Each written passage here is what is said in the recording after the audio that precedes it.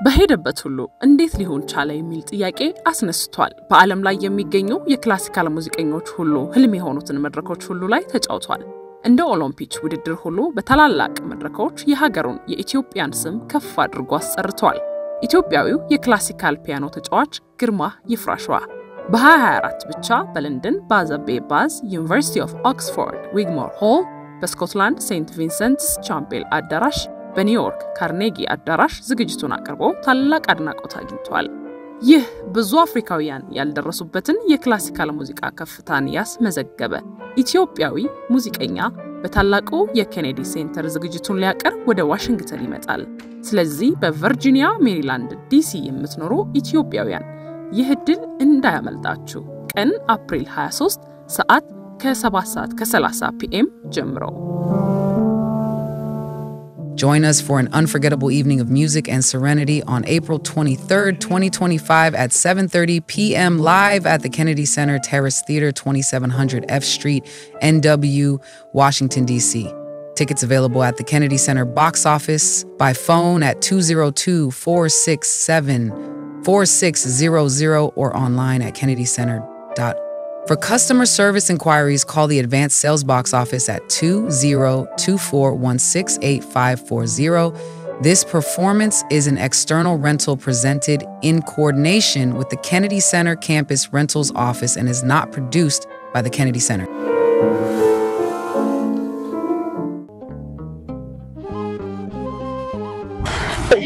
በቤታችን እንውላለን። እናንተስ? በዋሽንግተን ዲሲ የምትገኘው ርዕሰ አድባራት ቅድስት ማርያም ቤተክርስቲያን በየዓመቱ የምታዘጋጀው የሩጫ ውድድር እነሆ ደረሰ። ቲሸርት ሳልቅቦ አሁኑኑ በጊዜ ይመዝገቡ። የሩጫው ቀን May 24, 2025 ከ7 AM እስከ 12 PM። የመመዝገቢያ ዋጋ ለአዋቂዎች $40 ሲሆን ለህፃናት $25 ብቻ ነው። እኔ ለመቤታችን እሮጣለሁ። እናንተስ?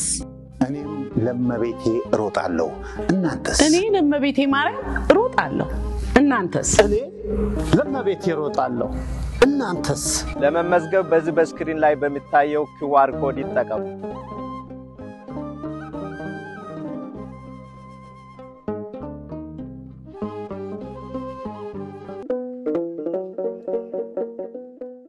ፋኖነት ግፍና በደልን አጥብቆ ለሚጠላው ለአማራ ህዝብ ታሪካዊ እሴቱ ነው። የዘመኑ ፋኖነት በአብይ አህመድ ስቃይ ጠማቂ አገዛዝ ስር ወድቆ አበሳውን የሚያየው የአማራ ህዝብ ላቀረበው የነጻነት ጥሪ በጀግኖች ልጆቹ የተሰጠ ገቢራዊ መልስ ነው። አብይ አህመድ በአደባባይ አዋጅ አስነግሮ የአማራን ህዝብ እንደ ህዝብ ለማጥፋት የከፈተበትን ጦርነት መመከቻ የአማራ ህዝብ ኃያል ክንድ የሆነው ይህ የአማራ ፋኖ ነው። በአማራ ፋኖ የሚመራው ትግል ለዘመናት በአማራ ህዝብ ላይ የተደፈደፈበትን የጥላቻና የጥቃት እድፍ በጀግኖች ልጆቹ ደም የሚያጥብበት ትግል ነው። የአማራን ህልውና ለማክሰም የተነሱ ሁሉ ህልውናቸው እንዲከስም የሚያደርግ ትግል ነው። ትግሉ የሞት የሽረት ትግል ነው።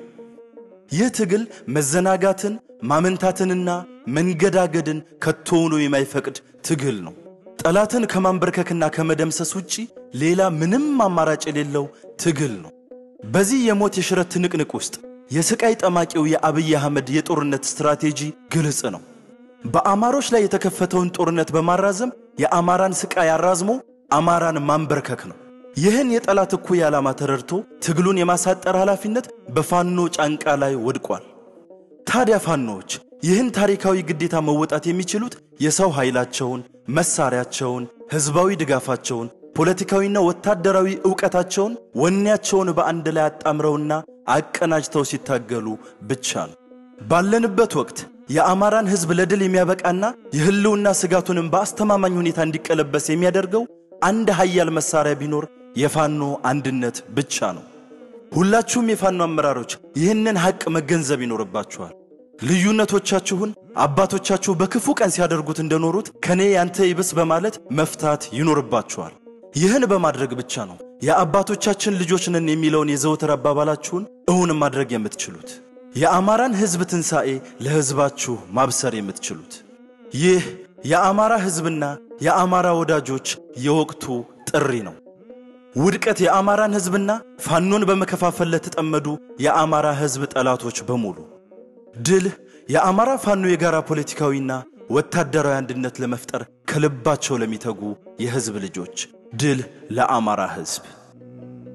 ዓለም አቀፉ የሰብአዊ መብት ተሟጋች ድርጅት አምነስቲ ኢንተርናሽናል በ58 ከተሞች የአብይ አህመድ አስተዳደር እያከናወነ ያለውን የኮሪደር ልማት እንዲያቆም ጠየቀ።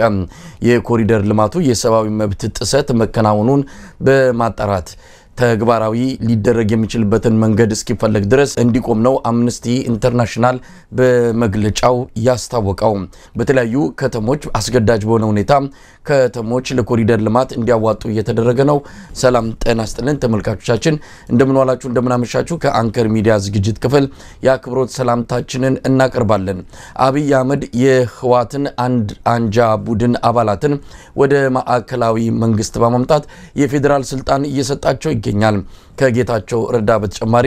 ፕሮፌሰር ክንደያ ገብረሕይወት የትምህርት ሚኒስቴር አማካሪ ሚኒስትር ዴታ ሆነው መሾማቸው ነው ከጠቅላይ ሚኒስትሩ ጽፈት ቤት የወጣው መረጃ የሚያመለክተው። ዛሬ በእነዚህ ጉዳዮችና በሌሎች ወቅታዊ ዕለታዊ ጉዳዮች ላይ በማተኮር ከናንተ ጋር የምንቆይበትን የአንከር መረጃ ክፍለ ጊዜ ነው ይዘን የቀረብነው። እንድትከታተሉን የምንጋብዘው መሳይ መኮንንና ገለታው ዘለቀ በጋራ በመሆን ነው። መልካም ጊዜ።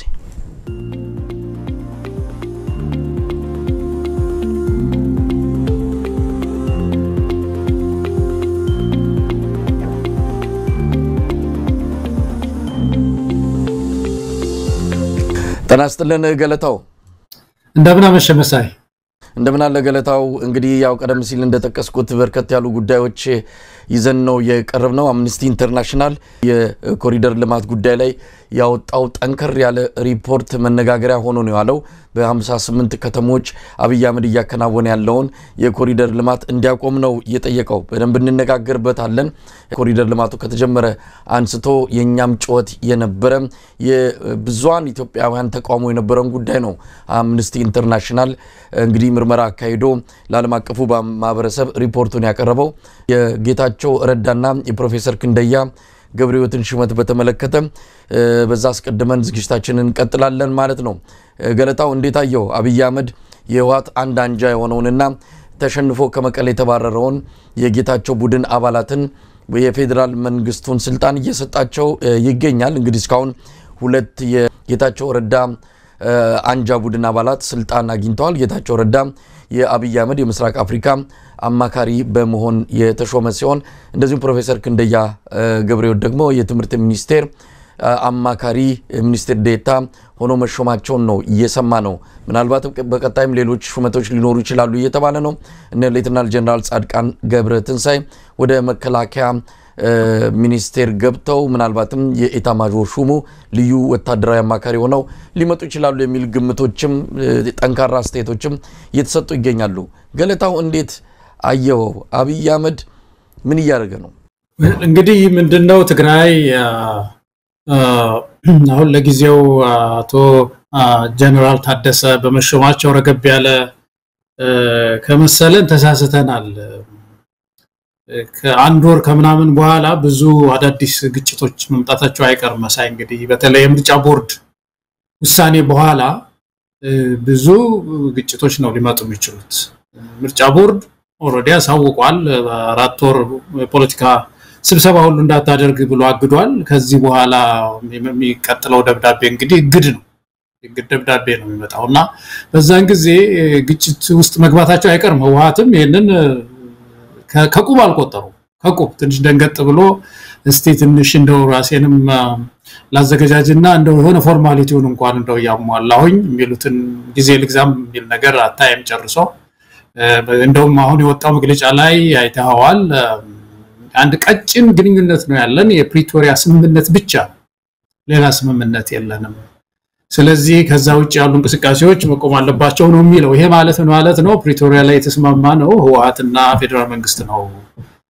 እና ልክ እንደ አንድ መንግስትኛ መታየት መቻል አለብን የሚል ነው። እንግዲህ ይሄ ገለታው ምናልባት ወደ ዋናው ነጥብ ከመሄድ በፊት አብይ አህመድ ህገወጥ መሆኑን ያውቃል። የምርጫ ቦርድ የህወሓትን ጉዳይ በእንጥልጥል የተወው እንደሆነ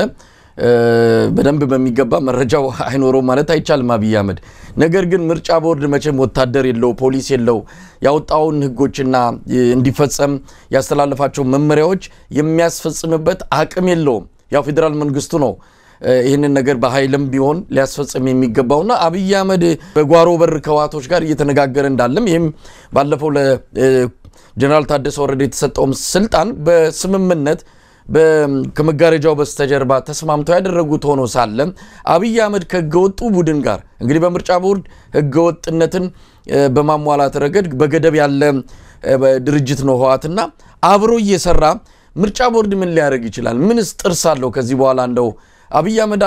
ገብቶበታል እኮ በቃ ህገወጥ ነው ከሚባለው ህዋት ጋር እየሰራ ነው አብሮ አሁን እነሱ የሚሉት ምንድነው እንግዲህ የመጨረሻ ውሳኔ አልሰጣም ነው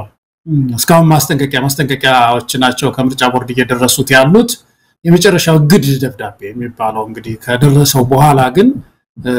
መቼም አገሩ መቼም ያው ከጉጭ የሚሄድ ብዙ ነገር ስላለ ነው እንጂ ከዛ በኋላ ኮሙኒኬሽን እንደ ፓርቲ ሊያናግረው አይችልም አንዳንድ ሰዎች የሚሉት ምንድነው አርጊውመንቱ ምንድነው ለምሳሌ የዚህ የፕሪቶሪያው ስምምነት ሚንስ ነው ኤንድ አይደለም በራሱ ፍጻሜ አይደለም ሚንስ ነው ማለት ምን ማለት ነው አንዱ ሲዝፋየር ነው እንግዲህ ጦርነት ምንድነው ጠመንጃ ክላሽ መታኮስ ማቆም ነው ከዛ ቀጥሎ ግን ወደ ህግ መግባት ነው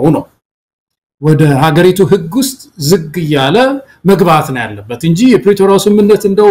መከበር ያለበት ግንኙነታችን በእኔና በአንተ መካከል እሱ ብቻ ነው ተብሎ እንደ ህገ መንግስት የሚቀመጥ አይደለም እሱ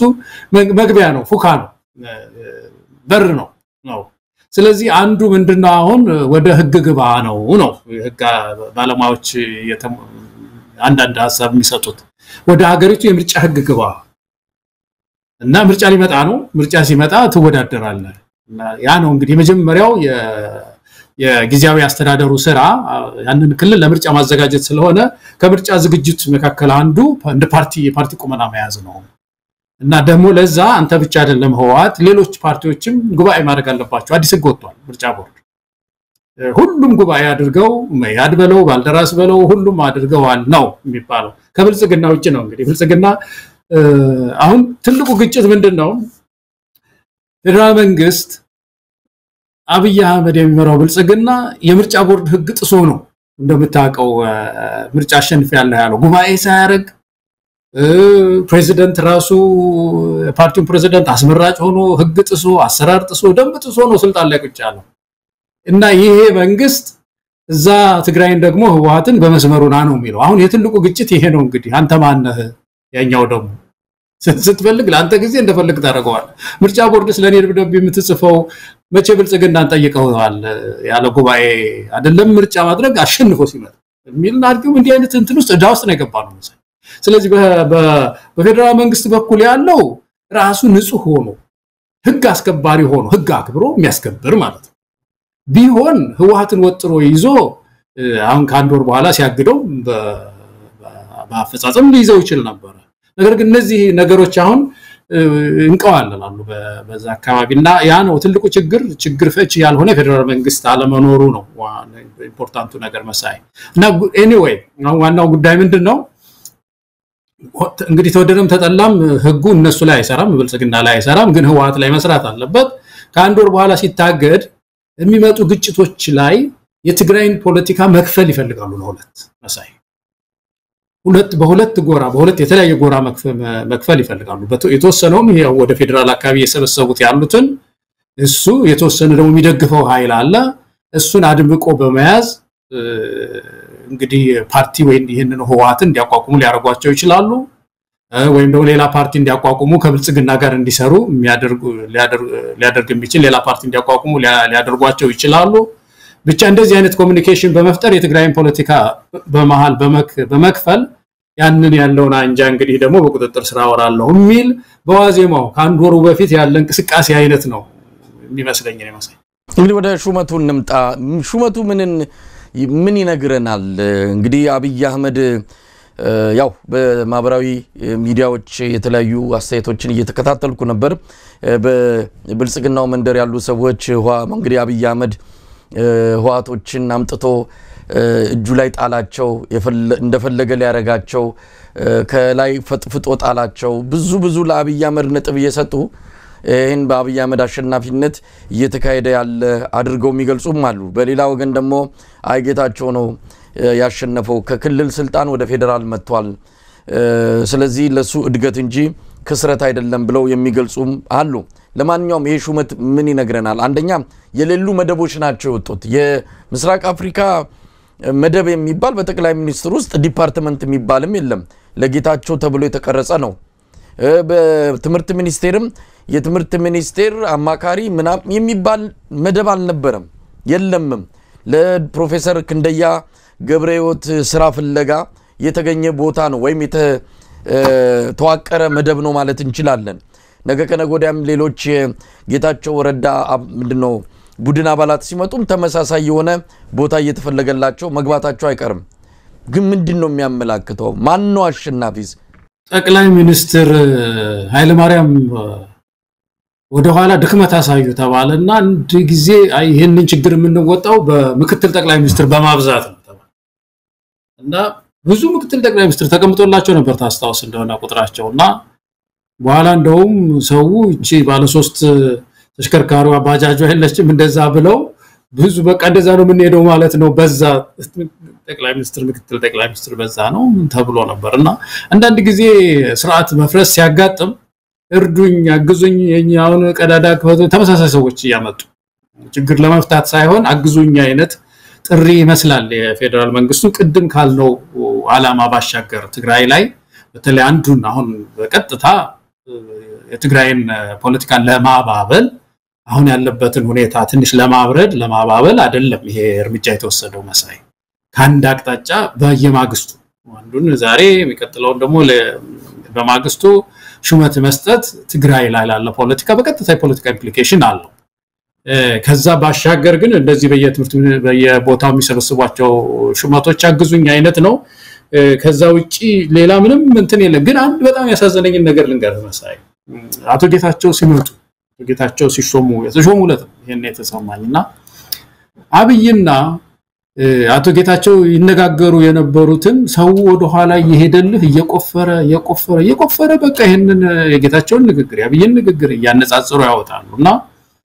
እኔ ከቀልዱም ከጨዋታውም ባሻገር በእነዚህ ሁለት ሰዎች ግጭት ያለቀው ህዝብ ቤቱ የፈረሰበት ህዝብ ምን ይሁን ሽግግር ፍትህ የት ይውደቅ ሽግግር ፍትህ የሚባል ነገር ነው እነሱ እኮ ተድናቸው ተደባደቡ ያሏቸው አብይ ከተጠራ ጌታቸው ከተጠራ ዋናው አስተባባሪ እሱ ነበር ለደብረ ጽዮን ከተጠሩ አሁን ተመልሰው ቂጥ እንትን ላይ ምንድነው ይሄ ካቢኔ ተሰብስቦ ፎቶ እየተነሱ ለህዝቡ ይለቁለታል ሽግግር ፍትህ የትውደቅ ማረፊያው የት ነው እውነት ማዳባይ ወደቀች አሁን ትልቁ ችግር ያንን ህዝብ ከአንድ ቤት ውስጥ ሁለት ልጅ አጣችናት ቤቱ የወደመበት ነጋዴ ሱቁ የተቃጠለበት ነጋዴ የተፈናቀለ ህዝብ እስካሁን መመለሽ ያልተመለሰ ህዝብስ ምን ይብላው ነው ጅም ይብላው ይሄንን ህዝብ ይሄኮ ትልቁ የሀገራችን ጥያቄ ይሄ ነው ከሹመቱ ባሻገር እነዚህ ሰዎች አንድ መግለጫ እንኳን መስጠት እኮ አንድ ነገር እኮ ነው እንግዲህ ችግራችንን በሰላም ፈተናል እኛ ነበርን ተጋጫል ነው አሁን የፖለቲካ ሶሉሽን አግኝተናል በዚህ ችግሩን ፈተናል ሁለተኛ ይደገመንም አሁን የካሳ ኮሚቴ አቋቁመናል በዚህ በኩል ያላችሁ በዚህ እንዲሆኑ ቤቱ የፈረሰበት ይመዝገብ የቆሰለ የሄደ በየቀበሌው ይመዝገብ የተጎዳ ልጆቻችሁን ያጣችሁ እናቶች ተመዝገቡ ይሄ አይደለ ይሄ ያስፈልግም እና ይሄ አለመኖሩ በእውነት በታሪካችን ውስጥ ሁሉ ጊዜ ሊረሳ የማይችል ጠባሳ ነው እነሱስ ቢሆን እንደሰው ልጅ እንደው ይሄንን ህዝብ ሲጋጩ ያጫርሱታል ሲታረቁ ደግሞ እነሱ ተመልሰው ይደንሳሉ አሁን ያዳነች አበቤ ንግግርም እንደዚሁ ከጌታቸው ጋር አስቀምጠው ጁንታው ትላለች ጁንታው ያ ሀገር አፈርሳለሁ ብሎ ምን የሚለውን የሷን ንግግር አውጥተው ያሳያሉ አንዳንድ ወገኖቻችን ዛሬ አብረው ይተቃቀፋሉ እነሱ የተጣሉ ሲታረቁ እኮ የተጣሉበትን ነገር አለመናገራቸው እኮ ነው የሚያስገርመው በምን ተጣልተው እንዴት እንደታረቁ እኮ ያቺ ሁለት ልጆቿን ያጣች እናት አታውቅም እስካሁን ድረስ። እኛ ኢትዮጵያውያን በምን ተጋጫችሁና ነው ጦር ሳሰብቃችሁ ያጨርሳችሁ እና በምን ታረቃችሁ አሁን ምን ተፈጠረ ለሚለው ነገር ምንም አናውቅም። እነሱ ናቸው ጨርሰናል የሚሉት የሚሸላለሙት እነሱ ናቸው የሚሻሻሙት ደግሞ እነሱ ናቸው። እና ምንድነው በአጠቃላይ የሆነው ምንድነው ሲፈልጉ ይደባደባሉ ሲደባደቡ እኛን ነው የሚያደባደቡት ህዝቡን ሲፈልጉ ይታረቃሉ አሁንም ደግሞ ሊደባደቡ ነው እንደገና ህዝቡን ያጨርሱታል ሲፈልጉ ደግሞ ይታረቃሉ እንዲህ የሆኑ እንዴት ነው ጫንቃችን ላይ ተቀምጠው የሚኖሩት እንደ ህዝብ ምን አዚም ጣለም ምን አዚም አደረገበት የኢትዮጵያ ህዝብ ምን አዚም ላያችን ላይ ወደቀ ነው ይሄ ትልቅ ብሔራዊ ጥያቄ መሆን ያለበት ይመስለኛል አንዳንዴ ፊልም ይመስላል ስታየው የሚሆነውን ስታየው የዛሬ ስንት አመትም እኮ አይደለም አሁን እኮ ነው በቅርብ ጊዜ እኮ ነው ገና ደሞ አልደረቀም ወገኖቻችን ደሞ እና ይሄ ብሔራዊ ጥያቄያችን ነው ቆም ብሎ ኢትዮጵያዊ ሁሉ መጠየቅ ያለበት ይመስለኛል መሳይ ገለታው ያሳዝናል መቼም አብይ አህመድ አስቦ አቅዶ አስልቶ የሚያደርገው ነገር የለም የእለት መንግስት ነው በእለቱ ምን አተርፋለሁ ስለነገ ማሰብ የለም ነገ ስራው ያውጣው ነው የእለት እንጀራን ስጠኝ ብሎ የሚኖር ነው የእለቱን እንጀራ ካገኘ ስለነገ ብዙም የሚያስብ አይደለም እንዲህ አይነት ሰው እጅ ላይ ወደቀችው ኢትዮጵያ እንዲህ አይነት ትንግርቶችን እንዲህ አይነት በጣም አስቀያሚ የሆኑ ነገሮችን ያያየሽ ነው ያለችው እንግዲህ ትላንት 1 ሚሊዮን ኢትዮጵያውያንን በግራና በቀኝ ሆነው ያጫረሱ ሰዎች ናቸው ዛሬ የነፍስ የምንድነው የትንኝ ነፍስ እንኳን የጠፋ እንኳን አይመስልም እንደዚህ አንድ ላይ ሆነው አሸሸ ገዳሚ ሲሉና በጣም ያሳዝናል ለማንኛውም ገለታው ፍትህ ሩቅ አትሆንም ትዘገያለች እንጂ መምጣቱ አይቀርምና በተለይ ፍትህ የደረቀባቸው በፍትህ ጦት የሚሰቃዩ ወገኖች ያንን ጊዜ አይተው እንደው ለዛ ጊዜ እንዲደርሱ ከመጸለይ ባለፈ ትግሉም ያስፈልጋል ትግሉ ተጠናክሮ መሄድ ያለበት እንግዲህ ያለውንም የትግሉን ሁኔታ በተመለከተም እንደው አጭር አስተያየት ሰተን እንድናልፍበት ነው በአማራ ክልል የሚካሄደውን የትግሉ ሁኔታ በተመለከተ ነው ወደ 27ኛ ቀኑ ተጠግቷል ዘመቻ አንድነት እየተከናወነ ቀጥሏል ሰሞኑን በተፈጠረ ችግር ምክንያት የተወሰነ መንገራገጭ በፋኖ ትግል ላይ ተከስቷል በፊትም ያው ያዝለቀቅ ሲያደርግ የነበረው የፋኖ የትግል ሁኔታ ሰሞኑን በተፈጠረና በሻለቃ ከፍ ያለው ደሴ ህልፈት ምክንያት ተመልሶ የፋኖ ትግል የሆነ አደጋ ላይ የቆመ ይመስላል አደጋው የሚወገድ ነው በእርግጠኝነት ይወገዳል አደጋው ገፈፍ የሚል ነው አዎ ገፈፍ የሚል ነው ጊዜያዊ መንገራገጭ ነው የገጠመው ነገር ግን የተፈጠረው ነገር ከባድ መሆኑን አስምሮ ማለፍ ያስፈልጋል ይሄ ነገር መደገም የለበትም የሚለው ነው እንግዲህ ገለታው እየተከታተልከ ነው በግራም በቀኝም የፋኖ መሪዎች የህዝቡን ጣር የህዝቡን ስቃይ የሚመጥን አመራር እየሰጡ ናቸው ለማለት የሚያስደፍር አይደለም ይሄ ነገር በሌለበት ጣሩ ስቃዩ ተራዝሟል ሰሞኑን የአማራ ማህበር በሰሜን አሜሪካ ያወጣው መግለጫ በተመለከተ ከ4.4 ሚሊዮን በላይ የአማራ ልጆች ከትምርት ገበታ እንዳይደርሱ ተደርገዋል በዚህ ጦርነት ምክንያት ብዙ እናቶች በወሊድ በተለያየ ህክምና በማጣት ህይወታቸው ያለፈ መሆኑንም ቢቢሲ ዘግቧልና እነዚህን አይነት ስቃዮች ማሳጠር የምንችለው የአማራ ፋኖ አመራሮች ትግሉ የሚመጥነውን አመራር ሲሰጡ ብቻ ነውና አሁን እየሆኑ ያሉት ነገር ግን አንገት በሚሰብር ሁኔታ ያለ ነው ማለት ይቻላል ይሄንን ነገር እንዲቀርፉ እንግዲህ በያቅጣጫው ጥረት እየተደረገ ነው እንደው አጭር አስተያየት ስጥና ይሄ ትግል ያስፈልጋል እንደዚህ አይነት ቀልድ በአብይ አህመድና በነ ህዋቶች መሃል የሚደረገውን እንዲህ አይነት መርህ አልባ ግንኙነት ከዛ በኋላ ደግሞ እንዳልቆም ለሌላ ዙር ጦርነት ሊጠሩት ይችላሉና እንደዚህ አይነቱን ነገር ለናስቆም የምንችለው የተጀመረው ትግል መስመር ይዞ በትክክል መሄድ ሲገባ ነውና ከዚህ አንፃር የፋኖ አመራሮች ትልቅ ኃላፊነት አለባቸው ትላንትም ስንል ነበር ዛሬም እንለዋለን ወደፊትም የምንናገረው ሀቅ ነው አንድ ካልሆናችሁ ትሸነፋላችሁ አንድ ካልሆናችሁ ትግሉ መንገድ ላይ ጥላችሁ ህዝቡን ለባርነት አሳልፋችሁ ተሰጣላችሁ ስለዚህ አንድ ሁኑ ቢያንስ አንድ እንኳን ባትሆኑ እርስ በርስ አንዱ አንዱን ጠልፎ የመጣል እንቅስቃሴ ውስጥ አትግቡ እስካሁን የምታደርጉት ነገር ህዝብ አሳዝኗል ልብ አድምቷል ይበቃል ከዚህ በኋላ ይሄንን ነገር ከናንተ አንጠብቅም የሚለው መልእክት እንግዲህ ዛሬም ደግመን ለፋኖ አመራሮች እንዲደርስ እንፈልጋለን እዚህ ላይ ጭርስ አስተያየት ስጥና ወደ አምነስቲ ኢንተርናሽናል ሪፖርት እንሄዳለን ለህወሓት የትጥቅ ትግል ሰክሰስ ለስኬት ትልቅ አስተዋጽኦ ያደረገው ግምገማ ነው መሰለኝ እንግዲህ ያ የግምገማ ሂደት በርግጥ ስልጣን ላይ ከወጡ በኋላ መልኩን መቀየር ነበረበት የጫካ ግምገማ ለቢሮክራሲ አይሆንም ስራ ላይ ለትምህርት ሚኒስቴር ለገንዘብ ሚኒስቴር ለፍርድ ቤት አይሆንም ግን ጫካ ውስጥ ላለ ትግል ግን የሚሆን የግምገማ አይነት ነበራቸው እና ኃይለኛ ግምገማ ያደርጋሉ ድርጅታዊ አሰራራቸው ጥብቅ ነበረ እና ያ ለሚሊተሪ ወይም ለወታደራዊ ድል አስተዋጽኦ አድርጎላቸዋል እና ፋኖ ራሱን በሚገባ በያለበት መገምገም መቻል አለበት መሳይ በጣም ጥልቅ የሆነ ግምገማ ማድረግ አለባቸው እነዚህ ወንድሞች ቅድም ያልከው ትልቅ ኃላፊነት ነው ያለባቸው የአማራ ልጆች ባለፈው አንስተናል ያጠናን በስንት አመቱ ስንተኛ ክፍል እንደሚደርስ ያ ብቻ አይደለም 8ኛ ክፍል 18 አመቱ ቁጭ ብሎ ነው የሚማረው እስከ መስከረም ካልገባ ትምህርት ቤት አሁን ያ ብቻ አይደለም ኮሌጅ ጨርሶ በእድሜው አያገባም እና አንድ ጀነሬሽን ይጠፋል ማለት ነው የሆነ ጀነሬሽን ይሰነካከላል ማለት ነው የተሰነካከለ ትውልድ ነው የምናፈራው ከዛ እና ኤጁኬሽን በተለይ ስለ ነገ ነው አብይ አህመድን ብዙ ጊዜ የምንወቅሰው ራያማ ነኝ ሲል ራያማ አይደለም የምንልበት አንዱ ነገር አታስተምርም ነው ማስተምር ሰው ዝም ብሎ ይነሳና የዛሬ ስንት አመት ኢትዮጵያ አንደኛ ትሆናለች ይላል አፍሪካ እና ስለዚህ እነዚህ ልጆች ያልከው የ4 ሚሊዮን ማለት የሚዘገን ነው በተለይ ያ ህዝብ ደግሞ በትምህርት የሚያምን ህዝብ ነው የሚያስገርም ነገር የተማረ ይግደለኝ ነው ሌላው ይግደል ሲባል የተማረው ይግደለኝ የሚል ህዝብ ነውና በትምህርት የሚያምን ህዝብ እንዳይማር ስለሆነ ፋኖ የቀረው ነገር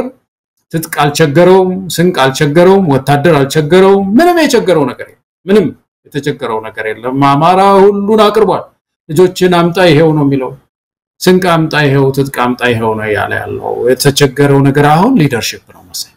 እና ይሄ ሊደርሺፕ እንዳይወለድ የሚያደርጉ ሰዎች በግምገማ የጠለቀ ግምገማ ያደረጉ ያመራር ለውጥ ማምጣት ካስፈልገ ያመራር ለውጥ ማምጣት በየቦታው ያስፈልጋል በተለይ ይሄ እርስ በርስ እየተኮሱ ሌላውን ታጋይ መግደል አሁን ከፍ ያለው ሞተ ሲባል በጣም ነው ያዘንኩት መሰለኝ በጣም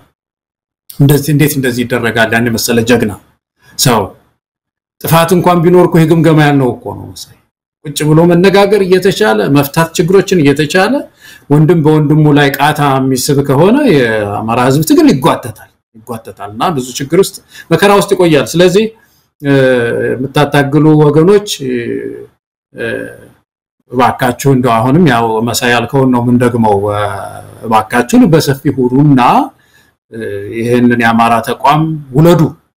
ውለዱ አማራ ውለዱ ነው የሚመስለኝ መሳይ በዚህ ሰዓት የተቋም ይወለድና ወደ ጎንም ትብብር ያስፈልጋል ህዝብ ያማጠን ያለው እንደምናየው በየቦታው መከራ ላይ ነው ያለውና ጥሪ ያስፈልጋል መለከት ያስፈልጋል ኢትዮጵያ የትብብር መለከት ስለዚህ ያን ለማድረግ መቆም ያስፈልጋል እንደው አንድ መሰረታዊ ነገር መሳይ ፈቀድልኝና ላንሳ በቀደም አጠና ነበር አንድ የዚህ የኢትዮጵያ ትብብር ችግር ምንድነው ብርካችንን ያብረከረከን ለመተባበር ምንድነው ብዙ ጊዜ የብሔር ትብብር ነው ምንለው አማራው ከትግሬው መተባበር አለበት ትግሬው ከኦሮሞ መተባበር አለበት በጣም ይሄ የብሔር ፖለቲካ እኮ አይደለም እንዳገር እንደ ብሔር እንዳንቆም እኮ ነው ያደረገው አሁን ትልቁ ችግር ያለው ትልቁ አለመተባበር ያለው የጎንዮሽ አይደለም አማራው ከትግሬው ምናምን አይደለም በየብሔሩ ውስጥ ያለ ጉድ ልነግራችሁ ማለት የሶማሌ ክልል ውስጥ ዶክተር ኢስማኤልን ያው ታውቀዋል እሱ ጠይቀው ሲያወራኝ ነው ሶማሌ ክልል እዛ ሄደ አለ ጎሳ ነው ተጠይቀዋል መጀመሪያ የት ጎሳ ነው ይላሉ አለ ወደ ዶክተር ኦፒውድ አነጋግር ያለው የጋምቤላ ሰው ኢንተርቪው ሲያዩ ያስታውሱታል እዛ ጋምቤላ ውስጥ ይሄ ቪሌጅ እንትን ገብቷል እና ምንድነው ይሄ ብሔር ፖለቲካ ከላይ ድርምስ ሲል ወደ የንቱን ወደ ሎካል እንትን እየሮጠ ነው ያለው እንደዚህ አይነት ተፈጥሮ አለው ይላሉ የማንነት ፖለቲካ አስተማሪዎች አይደንቲቲ ፖለቲክስ ያጠኑ ሰዎች ቶሎ መውጫ ካላዘጋጀን በፍርስራሽ ውስጥ በዚህ ዴብሪስ ውስጥ ነው ያለ ነው እንደ ሀገር ስለዚህ አሁን አማራ ማካይ መታው ይሄንን ነው ይሄ ዴብሪስ በቃ በየቦታው በየቀበሌው እንትን ማለት አይነት ኦሮሚያ እንደዛ ነው ትርምስምሶ የወጣው ስለዚህ ኢትዮጵያውያን ነቅተን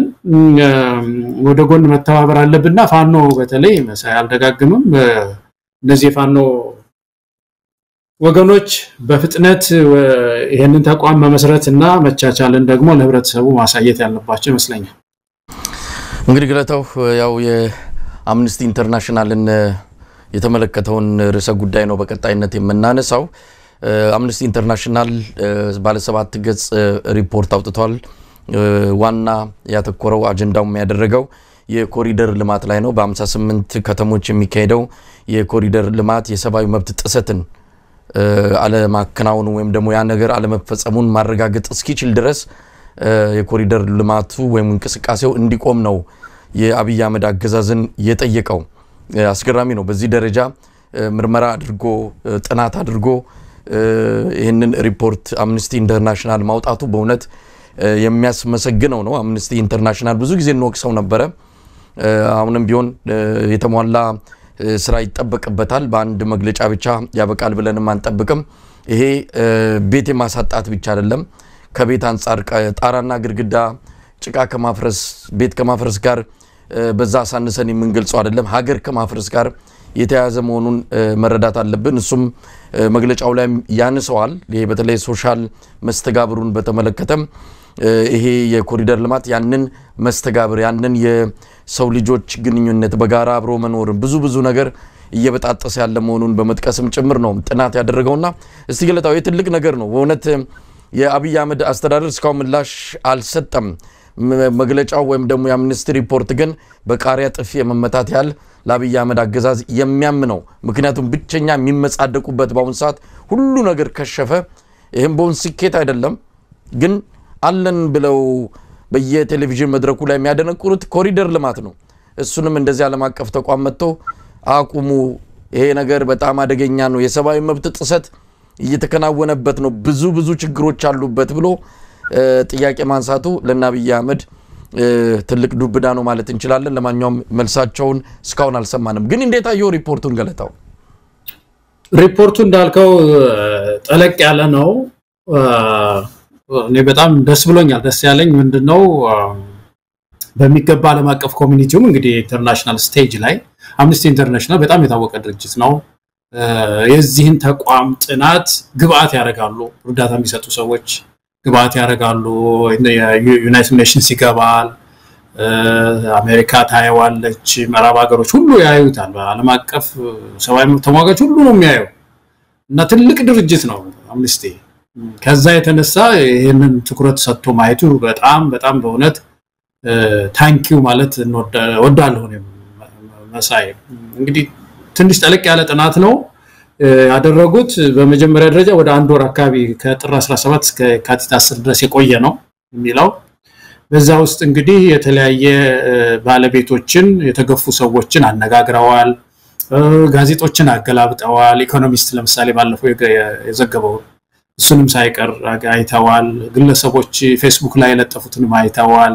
ጋዜጠኞችንም አነጋግረዋል እና ብዙ መረጃ ነው የሰበሰቡት ብዙ መረጃ ሰብስበው የደረሱበትን ነው ያስቀመጡት በመጀመሪያ ደረጃ ጥፋት ነው የሚሉት እንግዲህ በእነሱ ስታንዳርድ መሰረት ካለበቂ ምክርና ካሳ ሰዎችን አፈናቅሏል አንዱ ክስ ይሄ ነው እንግዲህ አብይ አህመድ ታስታውስ እንደሆነ ፓርላማ ላይ ሲናገር በቅርብ ጊዜ ነው አይደለም አንድም ሰው ካሳ ሳይከፈለው የተፈናቀለ የለም አለ ፓርላማ ላይ ግን ይሄ ድርጅት ከዚህ በፊት አንከር ሚዲያም ሌሎች ሚዲያዎችም ሲጮሁ የኢትዮጵያ ህዝብም ሲጮህ ብዙ ሰው ጋዜጠኞችም ሲጮሁ ነበር የነበሩት ካለበቂ ምክር ድንገት የተነሱ አሁን እዚህም ላይ ተጠቅሷል እዚህ ላይ ሰዎች ምስክርነት እንትን ተብሏል 5000 ሰዎች ተሰበሰቡና ድንገት በሚቀጥሉት ቀናት ውስጥ እንትን ልናፈርስ ነውና ተዘጋጁ የሚል ማስጠንቀቂያ ነበር ሲሰጥ የነበረው የሚል ነው ይሄ ከነሱ አቋም ከዓለም አቀፍ ህግ አግባብ ኢቪክሽን የሚሉት ወይም ደግሞ ይሄ ማፈናቀል መፈንቀል ሰውን መፈንቀል ስለሆነ አንዱ ክስ ያ ነው ሁለተኛው ይሄ ፕሮጀክት ማህበራዊ ጉዳይንና መረዳዳትን ይሄ እርስ በርስ መረዳዳትን ጎርቷል ነው ማህበራዊ ጉዳይ የሚል ለምሳሌ ከትምህርት ጋርም ተያይዞ ትምህርት ሲፈናቀሉ ልጆቻቸውን እዛ ይሄዱበትን ቦታ ማስገባት አልቻሉም ተጉላላ ብዙ ሰው በትምህርት ልጆቹ ተጉላልተውበታል ይሄዱበት ቦታ ደግሞ ትምህርት ቤት የሚርቅ ይሆናል እና እንዲህ አይነት ችግር ገጥሟቸዋል የተፈናቀሉ ሰዎች ማህበራዊ ጉዳይ ላይ ከትምህርት ጋር የተያያዘ ሁለተኛ የህብረተሰቡን ማህበራዊ ትስስር ይሄ መረዳዳቱን አፋታው የተረዳዳ የሚኖር ነው እንደምናውቅ አዲስ አበባ ህዝብና እሱን በጥሶበት ችግር ላይ ወድቋል ነው ተቋማት ፈረሱ ነው ሌላው እንደ እድር ለምሳሌ እድርን አንስቷል ሌሎች ማህበራዊ ተቋማት ፈጥሮ ነበር እንግዲህ ማህበር የሚባል ነገር አለ አይደለም እንግዲህ እዛው አካባቢ የተፈጠሩ ማህበራት እነሱ ሁሉ ፈርሰዋል የሚል ነውና ይሄ ከማህበራዊ ጉዳይ አንፃርም ይሄ ፕሮጀክት ህዝቡን ጎርቷል ሶስተኛው ፕሮጀክቱን የሚተቹ ሰዎች ደግሞ ይታሰራሉ እንትን ያደርጋሉ ጉላላው ፕሮጀክቱ ትክክል አይደለም ጋዜጠኞችም ተጠይቀው ሐራስ ተደርገዋል ነው የሚለው ወይም ደግሞ ተዋርደዋል ትክክል አይደለም በማለታቸው እና ይሄን ፕሮጀክት መተቸትም ደግሞ በራሱ ችግር ሆኖ እንዳለ ጥናታችን ያሳያል የሚል ነው በመጨረሻ እነሱ ምንድነው እንግዲህ ከዚህ ከዓለም አቀፍ ሰብአዊ መብት አንፃር ጥሰት ነው የሚሉት አንደኛ በኃይል መፈንቀል ዓለም አቀፍ ወንጀል ነው በኃይል መፈንቀል ኢንፌክሽን በዚህም ለምሳሌ ቀደም ባለው ጊዜ የዚህ መንደር ምስረታ የሚባል ነበርና መንደር ምስረታ በራሱ መጥፎ አይደለም ግን በግድ ሰዎችን ከቀያቸው ወስዶ አንቆ ይዞ እዛ መወርወር መሰረተ ልማት የሌለበት ቦታ ያንቆ መወርወር ሰው ልጅ እንደዚህ ማድረግ ተገቢ አይደለም ብለው ይከራከሩ ነበር እዚህም ላይ ይሄ በኃይል ሰዎችን መፈንቀል ከባድ ወንጀል ነው ሁለተኛው በአጠቃላይ ኢትዮጵያ በሚከተሉት 3 ደረጃዎች ተጠያቂ ነው እናት ነው የሚሉት አንደኛ ትርጉም ያለው ምክክር ሳይደረግ ነው በእኛ ግኝት ትርጉም ያለው ምክክር አይደለም የነበረው ግልቢያ ነው ዝም ብሎ የተወሰነ ቀን ምክር ነው ይሰጥ የነበረው ነው ሁለተኛው የህግ ሂደቶችን አይከተሉ ለምሳሌ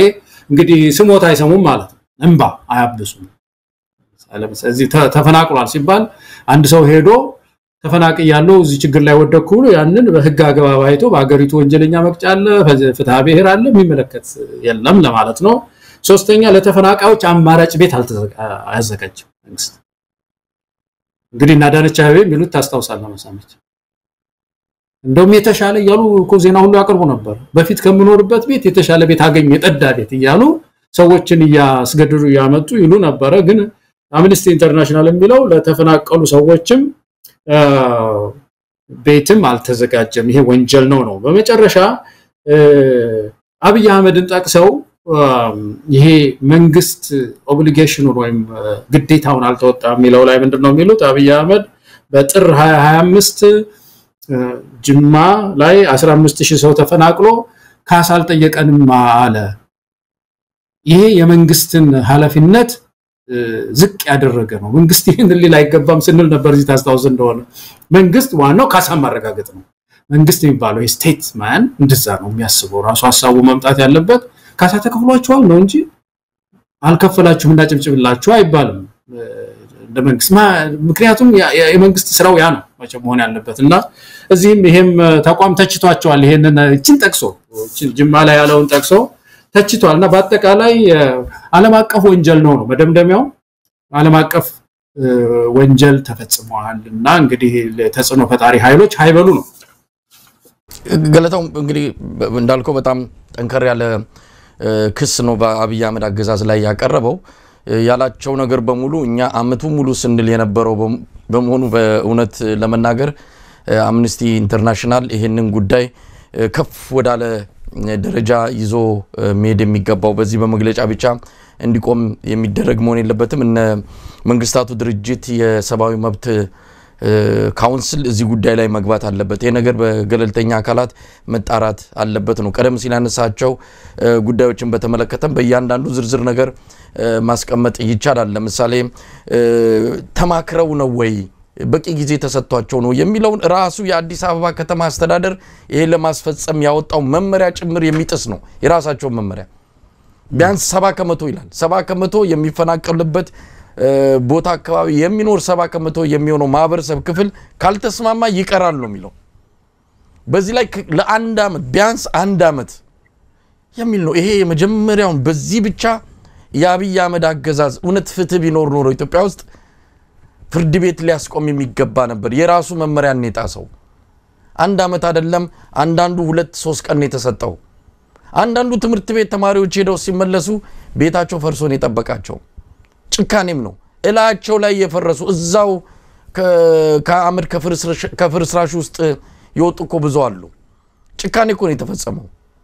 ማፍረስ ብቻ እኮ አይደለም ያፈራረሱ ሁኔታ በራሱ እጅግ አረመኔያዊነት የሰዋዊ ባህሪ በማይታይበት መልኩ ነው የተፈጸመውና ይሄንንም መመልከት አለበት ከህግ አንፃር ያነሳው ፍርድ ቤት መሄድ አይደለም አብይ አህመድ በቴሌቪዥን በብሔራዊ ቴሌቪዥን እኮ ነው ፍርድ ቤት እንዳይገባበት ያገባውን ፍርድ ቤት ብሏል አንድ አስፈጻሚ አካል ሌላውን ተመሳሳይ አቅም ያለውን ብራንች ኦፍ ገቨርንመንት የመንግስት ሌላውን አካል ግባበትና ወየውል አይነት ዛቻ እኮ ያቀረበበት ነው ማንንም አያገባውም እዚህ ውስጥ የፍርድ ቤት ምናምን ሄጄ ከሳለው አይሰራም ብሎ የፍትህ ስርዓቱን ይደፈጠጠበትንም እናስታውሳለን ይታሰራሉ ያልከው ብዙዎች ታስሯል የአርቲስት ቴሌቪዥን አመራር የሆነችው እኮ አዜብ ወርቁ ያንድ አጋጣሚን ስለተናገረች ለዛውም ያየችውን ያንን በመናገሩ አይደረሰባትን እኮ እናቃለን እንዲህ አይነት ድርጊት የሚፈጽም ነው እንግዲህ አምነስቲ ኢንተርናሽናል በዚህ ይቆማል ወይ ነው ምንድነው ሪኮመንዴሽኑ ምንድነው በቀጣይ ይደረግ ያለው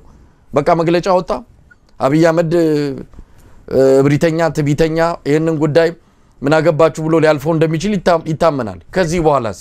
ዝም ይባላል እዚህ አገዛዝ ላይ ጫና አይደረግም ምንድነው በአምነስቲ ኢንተርናሽናል የታሰበው ነገር አምነስቲ ኢንተርናሽናል እንግዲህ ስራው ይሄ ነው ዋናው ስራው ሪኮመንዴሽን ማቅረብ ነው ወንጀሎችን ማጋለጥ የሚሰሩ ከፍተኛ ሰብአዊ መብት ጥሰቶችን ነው ዝም ብሎ ማንንም ያገኘውን አይዘግብም በጣም ከፍተኛ የሆኑ በአለም ስቴጅ ላይ በየሀገሩ ከፍተኛ የሆኑ እንባዎችን ይዘግብና ያንን ከዓለም አቀፍ ህግ አንፃር ከሰብአዊ መብት ድንጋጌዎች ጋር ያገናዝብና መግለጫ ያወጣል ይሄ ነው ዋናው የአምነስቲ ኢንተርናሽናል ስራ ከዛ ወስዶ ሌላ ክስ መመስረት ምናምን አያደርግም ግን ያልኩ ነው ተጽኖ ግን ከባድ ነው መሳይ ውሳኔ ሰጪዎች ይመለከቱታል ውሳኔ ሰጪ አካል አያቀርብም ግን ለነማን እንደው በዚህ በሪፖርቱ ላይ ሪኮመንዴሽኑ ላይ ማለት ነው እንደው ጥሪ ያደረገላቸው ወገኖች አሉ ይሄን ጉዳይ እንዲመለከቱ ምክንያቱም በጣም ጥብቅ የሆነ የሰው ልጅ የሰብአዊ መብት ጥሰት የተከናወነበት ስለሆነ አሁንም ችግሩ በነገራችን ላይ አሁን የአምነስቲ ኢንተርናሽናል ሪፖርት እየወጣ አዲስ አበባ ወደ 5000 ሰዎች ቤታቸው እየፈረሰ ነው አሁን ይሄ በዚህ በሁለት ቀናት ውስጥ ለኦሮሚያ ክልል የተለያዩ ጽፈት ቤቶች የኦሮሚያ ክልል መሬት ለመቀራመት አዲስ አበባን ለመዋጥ እንግዲህ በሌላ መንገድ አልመች ሲል በዚህ በኮሪደር ልማት ስም እየወሰደ ያለው ብዙ ሺህ ሄክታር መሬት ለኦሮሚያ ፍርድ ቤት ለኦሮሚያ ፖሊስ ጣቢያ ለኦሮሚያ ምናምን ማይወስደው መሬት የለም አዲስ አበባን እየተቀራመታት ነው ሰው ያፈናቀለ መኖሪያ ቤቶችን ያፈረሰ ይሁን እየተከናወነ ስላለም ጭምር ነው ዓለም አቀፉ ማህበረሰብ ይሄን ጉዳይ ቸል ማለት የለበትም ሀገር ያፈረሰ ነው አብይ አህመድ በዚህ በኮሪደር ልማት ስም ስለዚህ እንደው ይሄ ሪኮመንዴሽኑ በተለይ ጥሪ የተደረገላቸው አካላት አሉ የመንግስታቱ ድርጅት ሊሆን ይችላል ሌሎች አካላት የአብይ አህመድን በእግሩ እንዲቆም ገንዘብ እየሰጡ እንደና አይኤምኤፍ አይነት ለነሱ የተባለ ነገር አለ የቀረበው ጥሪው ለኢንተርናሽናል ኮሚኒቲው ነው በአጠቃላይ ኢንተርናሽናል ኮሚኒቲው የሚመለከተው አካል በተለይ ዩናይትድ ኔሽንስን ይመለከታል ይሄ ምዕራብ ሀገሮችን ይመለከታል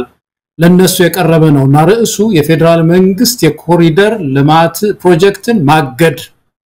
ማፈናቀልን ማቆም አለበት ማገድ አለበት ነው መታገድ አለበት ፖዝ መደረግ አለበት ነው ይቁም ነው የሚል መልእክት ነው ከባድ መልእክት ነው ውሳኔ ሐሳብ ነው መሳይ የቀረበው መቆም አለበት ከፍተኛ ሰብአዊ የሰብአዊ መብት እየረመረመ የሚሄድ ነው የሚል ነው እንግዲህ እኛ በቤታችን የምናየው ሌላ ብዙ ነገር አለ ግን እነሱ ካለም አቀፍ ህግ አንፃር ነው ያዩትና ወንጀልነቱ ቅድም ባነሳነው አቅጣጫ ነው ያዩት እነሱ እኛም አንድ ሁለት ነጥቦች አነሳሉ እኛ በቤታችን ሌላ ጉዳይ አለ ደግሞ እኛ ጋር ማለት ነው ግን እነሱ ያዩት ከህግ አንፃር ከዚህ ያለ በቂ ማስጠንቀቂያ መፈናቀል ኢቪክሽን ነው የሚሉት ኢቪክሽን ወንጀል ነው ስለዚህ ይሄንን ወንጀል ማንንም ሊተባበር አይችልም ዩናይትድ ስቴትስ መተባበር የለባትም ፈርማለች አሜሪካ ዓለም አቀፍ እንትን ላይ ውሎችን ፈርማለች በሀገሯም ህግ ክልክል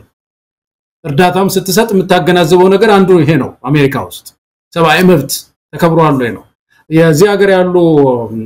እርዳታ ለአንድ ሀገር ሲሰጥ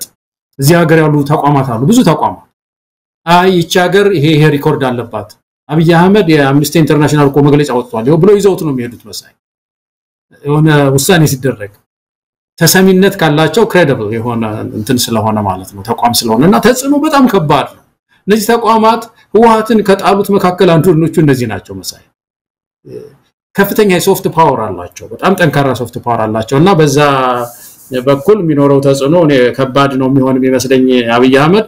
እንደው ከዛ ባሻገር ግን እኛ መሳይ እኛ ኢትዮጵያ በተለይ አዲስ አበባን ህዝብ ነው አንድ ጥያቄ የምጠይቀው መሳይ እኛ በምርጫ ጊዜ ምርጫ ስንወዳደር ማኒፌስቶ አቀርቡ ይባላል አይደለም ማኒፌስቶ የልማት አቅጣጫ ምንድነው ስትመረጥ በተመረጥክበት ጊዜ የምትሰራው ምንድነው ተባለና እኛ እንደ ባልደራስ ከአብን ጋር ተጣምረን ስለነበረ እንደ ሀገር ካሸነፈን የነዳጅ ማጣሪያ ተሞሙተን እንገዛለን በአዲስ አበባ ውስጥ ትምህርት ጤና ውሃ አቅርቦት የምንሰራው ቤት ሁሉ ቁጥር አስቀምጠናል እነዚህ እናደርጋለን ህብረተሰቡን ለልማት ሞቢላይዝ እናደርገዋለን ዲሞክራሲ እናሰፍናለን መብት እናስከብራለን ብለን ብዙ ነው በየዘርፉ በኢኮኖሚው በከፍተኛ ትምህርት በቃ በውሃ በኤነርጂ ብዙ ነው የጻፍ ነው እና ያንን አቅርበናል ለክርክር ጊዜ ብልጽግና ማኒፌስቶ ውስጥ ኮሪደር የለም እኔ ይሄን ለአዲስ አበባ ህዝብና ለኢትዮጵያ ህዝብ ነው ይሄንን ኮሪደር የሚባል ስሙ ራሱ ያን ጊዜ አይታወቅም ነበር በማንንም ሰው ህሊና ውስጥ አልነበረም አብይም አይጠራው ብልጽግናም አይጠራው በማኒፌስቶ ላይ አልተጻፈም ለስንት ጊዜ በኋላ ድንገት ተነስተው የኮሪደር ፕሮጀክት ነው ዋና ስራችን ያ ባለፈው ለምርጫ ጊዜ ዋና እናስገባለን ያሉት መብራት ምንድነው ትምህርትና ሰፋ አዲስ አበባ እርግፍ አድርገው ትተው ይሄንን ሲል ህዝቡ እኛ ይሄንን መች ነገራችሁን መጀመሪያ እኛ ሳናጸድቅ በሉ ይሄ ጥሩ ፕሮጀክት ነው ሂዱ ብለናል የገንዘባችንን እዚህ ላይ ታፈሳላችሁ ወይ ዝም ብላችሁ ብሎ መጠየቅ ያስፈልጋል እኔ ምርጫው ጨረባ ነው የሚባለው የጨረባ ምርጫ እንደሆነ የታወቀ ነው ግን አንድ ፓርቲ ስልጣን ከያዘ በኋላ ዝም ብሎ ካስቀመጠው ማኒፌስቶ ካስቀመጠው መርሃ ግብር ፕሮግራም ውጪ የህዝብ ንብረት ሲያባክን እንደ ፓርቲም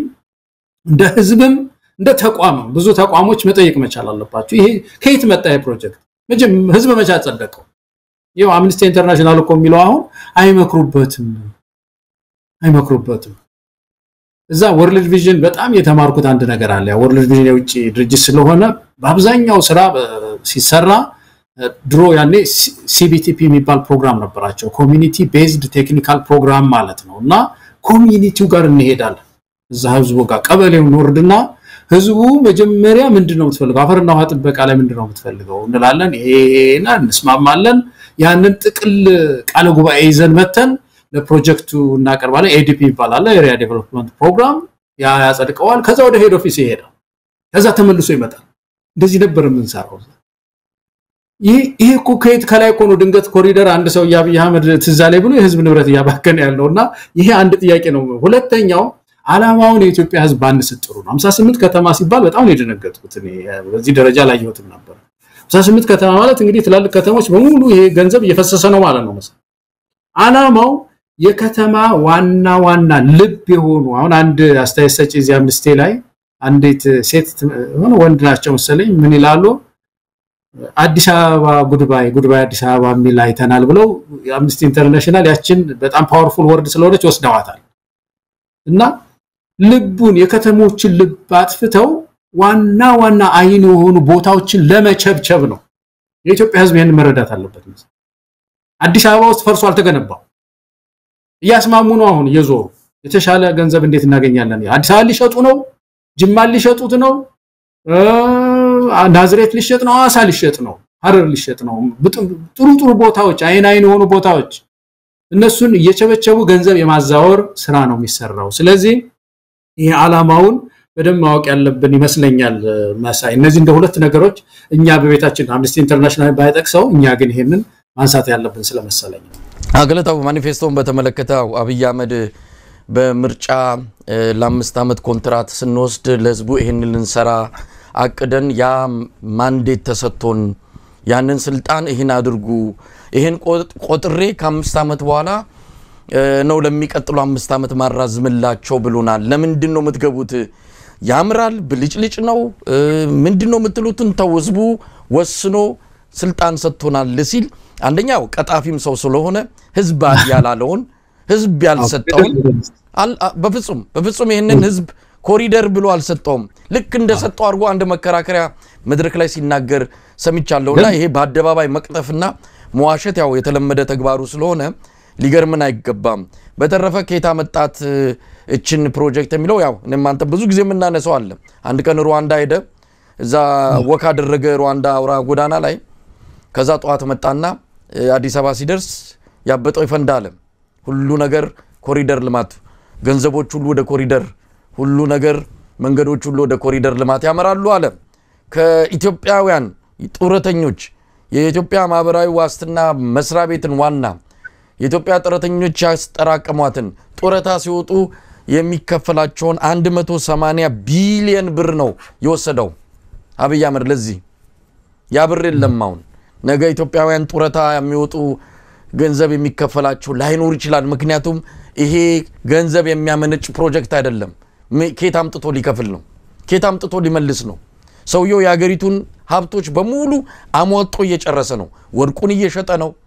ምንም ነገር የሚቀረው ነገር የለም አሁን ከኮምቦልቻ እኮ የሰማነው ነገር አስገራሚ ነው የብረት ስራ ማህበር ነው ያጠራቀመውን 100 ሚሊዮን ብር አምጡ ለኮሪደር ልማት ብሎ የከተማው አስተዳደር ደብዳቤ ጽፎላቸዋል እንግዲህ እነዚህ የብረት ስራ ማህበራት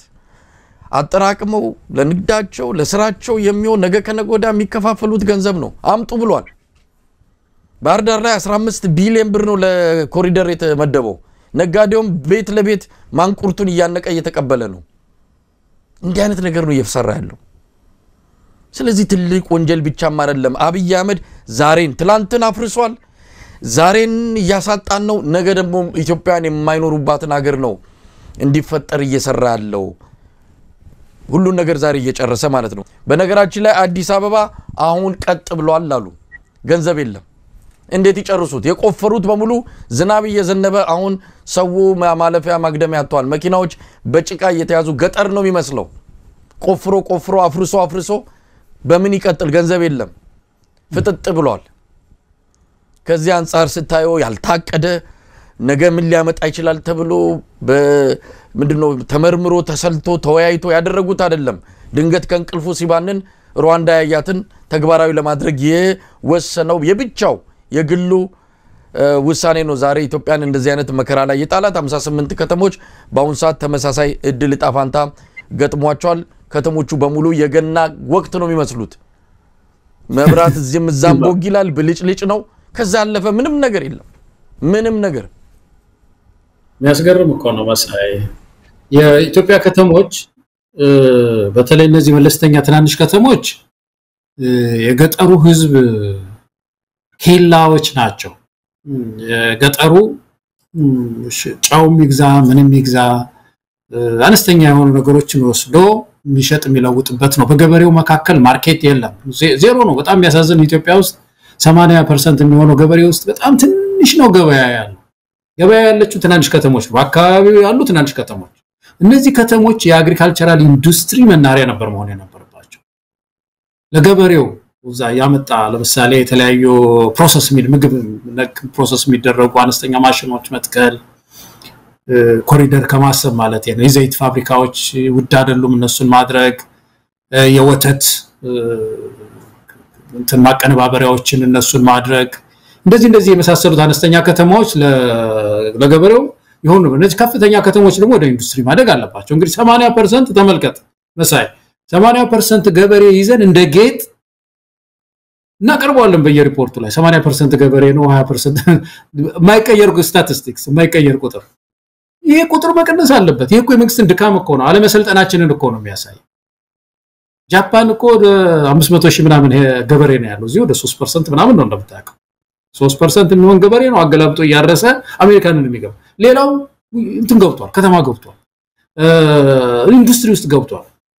ይሄ ነው ኢትዮጵያ ውስጥ የኢንዱስትሪ ሪቮሉሽን ያስፈልጋል ሪቮሉሽን ሲባል ሰው ይፈራል ሪቮሉሽን ማህበራዊ ለውጥም ነው የኢንዱስትሪ ለውጥም ነው ኢትዮጵያ ውስጥ የኢንዱስትሪ ሪቮሉሽን ነው የሚያስፈልገው እንጂ የኮሪደር ሪቮሉሽን እኮ አይደለም የኮሪደር ሪቮሉሽን የኮሪደር አብዮት የሎጅ አብዮት አይደለም የአግሪካልቸራል ኢንዱስትሪ ሪቮሉሽን ያስፈልጋል ምክንያቱም 80% የሚሆነው ገበሬ ታይቷል በቃ በ1 ሄክታር በማትሞላ መሬት ውስጥ እዛ ቁጭ ብሏል ደሞ እሱ ይሸጥ ይለወጥ ሲባል ደሞ ይችን ሸጦ ደሞ የት ይገባል እንላለን መግቢያ ኢንዱስትሪ ማዘጋጀት ነው ያለው እንደዚህ አድርገን ዘና ያለ ግብርና ወደ ላርጅ ስኬል የግብርና እንትን ውስጥ እንድትገባ ማድረግ ሲገባን አብዛኛው ሀብታችን እንግዲህ ተመልክቶ በቢሊየን የሚቆጠር ገንዘብ ወደ እዚህ ኮሪደር የሚባል ወደ ንጣፍ ድንጋይ ወደ ከተማ ምንድነው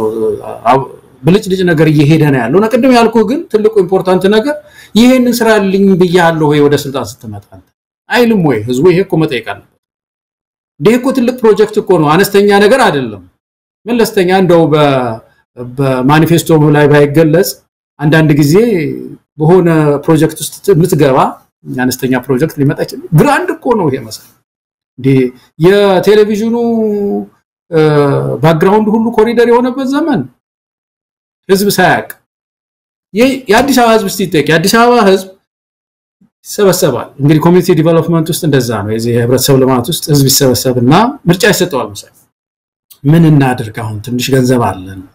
ትምህርት ቤት እንስራበት ሆስፒታል እንስራ ውሃ እንስራ ወይስ ደግሞ ፓርክ እንስራለን አዲስ አበባ ህዝብ ትለዋል አይኔ የቀረው ይቅርብኝ ትምህርቱም ይቅር ክሊኒኩም ይቅር ፓርክ ስራልኝ ካለ የህዝብ ምርጫ ነው ታከብራለ እንግዲህ የፈለገው ነገር አለ ማለት ነው ያዘው አንጀቱን ቋጥሮ ፓርክ መሄድ ፈልጓል ማለት ነው መቼም ተግባር ያልሆነ ነገር ነው ያነሳውት ግን በቃ የህዝብ ውሳኔ ነው ታከብረዋለህ መሰለኝ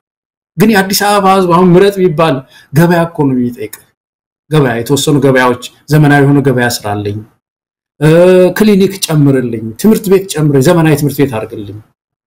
ዩኒቨርሲቲዎች ማት ጥያቄ ነው ያላችሁ ማት ፕሮፖዛል ነው ያላችሁ አሁን በዩኒቨርሲቲ ብንሄድ አዲስ አበባ ዩኒቨርሲቲ ማት የግንባታ ስራ ማት የላቦራቶሪ ጥያቄ ነው ያለው እነዛ ነው መቅደብ የነበረበት እንጂ ብድግ ብሎ በአንድ ሰው ትዕዛዝ በአንድ ሰው ፊርማ እንዳልከው ሩዋንዳ ቆሻሻ ማንጠልጣያ ይቻለው ከነገ ጀምሮ ማንጠልጣያ በከተማ ውስጥ ስሩ የሚል ሰው ሲመጣ የሀገርን ሀብት እንትልቅ ሀብት ነው ዝም ብሎ አፍሳ አሁን ደግሞ ማጣፊው አጠራቸውና ቁጭ አሁን ጸጥ አለ ገለታው እንግዲህ አሁን ቪየትናም ሄዷል ደሞ ቪየትናም ምን አይቶ መጥቶ ደሞ ምን አምጡ እንደሚለን ደሞ እናያለን ያው ይሄዳሉ ይመጣሉ ከዛ በኢትዮጵያ ቴሌቪዥን ላይ ከቪየትናም ምን ተማርን የሚል ደሞ ነብራኑም ሌሎች ሚኒስትሮች ወጥተው ደሞ ስለ ቪየትናም የሚተርኩልን ተከታታይ የቴሌቪዥን ዲስኩሮችን እንሰማለን ማለት ነው አንድ ሀገር ወጥቶ በገባ ቁጥር ነው መላቀታችንን እናጣው ሩዋንዳ ሄዶ ሲመጣ ያንን ሲንጋፖር ሲመጣ ሄዶ ሲመጣ እንደዛ ማሌዥያ ሄዶ ሲመጣ የጫካ ፕሮጀክት ቤተ ሙከራን ያደረጋት ሀገሪቱን ለማንኛውም ገለታው የአምኒስቲ ኢንተርናሽናልን መነሻ አድርገን የኮሪደር ልማቱን የተመለከትንበት አጀንዳ ይቀጥላል ነገ ከነጎዳም ምክንያቱም የቆመ አይደለም ገና የሚፈርሱ ገና ብዙ እጣፋንታው የሚደርሳቸው ከተሞች ስላሉ በዚህ ላውን ኮምቦልቻ ነው ቀደም ሲል ያነሳ ነው 100 ሚሊዮን ብር ያስፈልገኛል ብለዋል ኮምቦልቻ የኮሪደር ልማት ለመስራት አዲስ አበባ ላይ ቀደም ሲል እንዳልኩ አሁን እጁ ላይ ገንዘብ የለም ያፈረሰውን ሰውን ያባረረበትን ያፈናቀለበት እዛ ቦታ ላይ የሆነ ነገር ሰራለው ያለውን መስራት አቅቶት በቆርቆሮ አጥሮ ነው ያለው ገንዘብ የለም ሚሰጥም የለም እቺ ምንድነው የተባበሩት አረብ ኤሚሬት የምትባለው ሀገር አሁን ሸርተት ያለች ነው ምክንያቱም በየገባችበት ቦታ እየተቀወረች እየወጣች ነው ሱዳን እጇ ተቆርጧል በሶማሌላንድ እጇ ተቆርጧል አብይ አህመድን አንጠልጥላ እዛም የምትሮጠው የተባበሩት አረብ ኤሚሬት ለዛ የሚሆን ገንዘብ ነበር ስትሰጠው የነበረው ለዛ ቅጥረኝነቱ ለዛ ተላላኪነቱ ትንሽ ሳንቲሞችን ተወረውር ነበር አሁን በአብይ አህመድ በኩል የሚመጣ ምንም ነገር የለም አብይ አህመድ ሊያቢሊቲ እንትን ነው ለሷ ጥቅም የሚያስገኝ ሆኖ አላገኘችውም አፍሪካው ቀንድ ላይ በየቦታው ኪሳራ ስለሆነ ከዚህ በኋላ የገንዘብ ምንጩ ይደርቃል ማለት ነው እንግዲህ ገለታ ወደ ሌላኛው ርዕሰ ጉዳይ እንሂድ የኦሮሞ ነጻነት ሰራዊት ሰሞኑን አንድ መግለጫ አውጥቷል መግለጫ ነው ምንለው የሆነ የመረጃ ደርሶት መረጃውን የተነተነበት አንድ ጽሁፍ አውጥቷል ጽሁፉም የአብይ አህመድ በቀጣይ በኦሮሚያ ክልል ሊያደርጋቸው ያቀዳቸውን በጣም አደገኛ የሆኑ ፕሮጀክቶችን በዝርዝር ያስቀመጠበት ነው እንግዲህ አራት ነገሮችን ሊያደርግ አቅዷል አብይ አህመድ በቀጣይ ብሏል የመጀመሪያው በክልሉ ከፍተኛ ቀውስ ውስጥ የከተተው ይሄ ስርዓት አልበኝነት እገታ ማፈናቀል ብሔር ተኮር ጥቃት እነዚህ ነገሮች አጠናክሮ በመቀጠል ክልሉን የበለጠ ትርምስ ውስጥ የመክተት እቅድ እንዳለው ነው የገለጸው ሁለተኛው ሊያደርግ ያቀደው ወለጋን እንደ ወልቃይት የሚል ነው እንግዲህ ርዕስ የተሰጠው ነው ወለጋ የአማራ ናት የሚል ንቅናቄ ይጀምራል ታጣቂ ቡድንም ይኖራል በመንግስት የተደራጀ እየገባ ይሄንን ተልኮ ለማስፈጸም የኦሮሞ ተወላጆችን መግደል የተለያዩ እርምጃዎችን በመውሰድ እዛ አካባቢ ትርምስን መፍጠር ከዛም ባለፈ በሁለቱ በአማራና በኦሮሞ ማህበረሰቦች መሃል የእልቂት ድግስ ይዞ የመጣበት ፕሮጀክት እንደሆነም ነው በኦላ መግለጫ ላይ የተጠቀሰው ሶስተኛው የቄሮ ኮንፈረንስ ማዘጋጀት ነው የቄሮ ኮንፈረንስ እንግዲህ የቄሮን ትግል ታስታውሷል አብይ አህመድን ወደ ስልጣን ያመጣ ነው ከሌሎች የኢትዮጵያውያን ትግል ጋር አብይ አህመድ እንግዲህ ኢትዮጵያ ላይ እንደ ዱብዳ የወረደበትን ያንን ህዝባዊ ንቅናቄ ያመጣው አንዱ የቄሮም ትግል ነውና ይሄ ቄሮ ከጀርባ እኛ ነበርን የሚል መልእክት ከዚህ በፊት ሲያደርሱ ነበር አሁን ያንን ቄሮ በተለይ ደግሞ በጥቅም ያያዟቸውን ወጣቶች አሰባስበው ከውጭም ከሀገር ውስጥም የብልጽግና ደጋፊዎችን ጠርተው በአዲስ አበባ የቄሮ ኮንፈረንስ ሊያከናውኑ እንዳቀዱ ተነግሯል በዋናነት የታቀደው በኦሮሚያ ክልል ውስጥ ልዩነትን ማስፋፋት ነው የአብይ ደጋፊ ያልሆኑ አካላት ከጫውታ ውጪ እንዲወጡ ማድረግ ነው በዚህ መሰረት በወጣቶች ዘንድ ድጋፍ የተለየ ድጋፍ ለብልጽግና ፓርቲ እንዲሰጥና ብልጽግና አሁንም አውራ ብቻ ሳይሆን ተቀናቃኝ በሌለ መልኩ በኦሮሚያ ክልል ተመራጭ ወይም ደግሞ በህዝቡ ዘንድ ተቀባይነት እንዲኖረው በወጣቶች በኩል ይሄንን ኮንፈረንስ በማዘጋጀት ለመያዝ የታቀደ እንደሆነ ነው በኦላ ሪፖርት ላይ ተመለከተው አራተኛው ተለጣፊ የኦሮሚያ ፖለቲካ ድርጅቶችን ማቋቋም ነው ብልጽግና ከራሱም ከሌሎችም ሰዎች የተሰባሰቡበት የተለያዩ የኦሮሚያ የተቋሚ ፓርቲዎችን ጠፍጥፎ ሊሰራ ተዘጋጅቷል በዚህም ሁለት ጥቅም አላቸው አንደኛው በምክክር ኮሚሽን ውስጥ ገብተው ምክክር ኮሚሽኑን እንዲያግዙና ህጋዊ እንዲመስል ቅቡልነት ያለው እንዲመስል ማድረግ ነው ሁለተኛው ደግሞ ብቻውን ተወዳደረ ለሚቀጥለው ምርጫ ብቻውን ተወዳድሯል የሚል እንደባለፈው አይነት ክስ እንዳይመጣ አጃቢዎች ከግራና ከቀኝ ያስፈልጉታልና እነዚህ የተቋሚ ፓርቲዎችን በመመስረት በኦሮሚያ ክልል አሁንም ያለምንም ተቀናቃኝ እውነተኛ የምርጫ ውድድር ለሚቀጥሉት 5 ዓመታት ቆያለሁ ብሎ አቅዶ የተንቀሳቀሰ ነው የሚል ነው እንዴት አየው ገለታው እንግዲህ ኦላ ይሄንን በተለያዩ የመረጃ ምንጮቹ ሰብስቦ የደረሰበት እንደሆነ ነው የተረዳ ነው እንግዲህ አብይ አህመድ ይሄንን በኦሮሚያ በተለየ ሁኔታ በመላው ኢትዮጵያ ደግሞ እንደዚሁ በተመሳሳይ ሊያከናውን እንደሚችል ይጠበቃል እንዴት አየው የዚህ ኦሮሚያ ክልል ላይ የዚህ አብይ አህመድ መንግስት ለየት ያለ ኢንተረስት አለው ከዚህ በፊት በተወሰነ ደረጃ ያነሳን ይመስለኛል ለየት ያለ ዝንባሌ አለው አሁን ከሌላው አካባቢ ማህበረሰብ ጋር የፖለቲካ ግንኙነት ነው የሚፈጥረው ለመፍጠር የሚሞክረው በተቻለ መጠን ልማት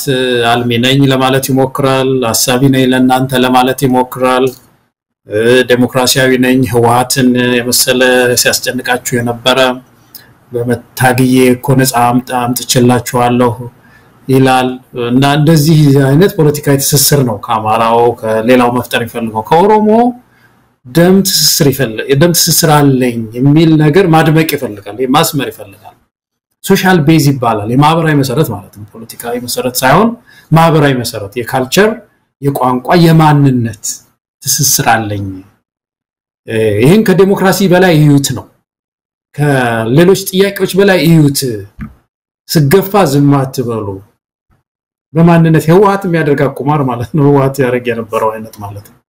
ዝም አትበሉ በማንነቴ ነው እየተገፋው ያለሁት እና የሥርዓት ጠባቂዎች ናችሁ እና ባንድ አይናችሁ ተኙ ነው ባንድ አይን እንቅልፍ የሚባል ነገር አለ ባንድ አይን እኔ እየጠበቅ ባንድ አይን ተኛ ንቃ ዲሞክራሲ ሌላው ነገር የሚባል ችግር ሊኖር ይችላል ግን ካብራክ የወጣው ልጅህ ነኝ ነው ይሄ ከባድ መልእክት ነው በጣም አደገኛ መልእክት ነው እነዚህ የብሔር ፖለቲካ የሚያራምዱ ሰዎች ትልቅ ችግራቸው ይሄ ነው መሳይው ይሄንን በጣም ስስ የሆነ ስስ ብልት የሚባል የሰው ልጅ እንትን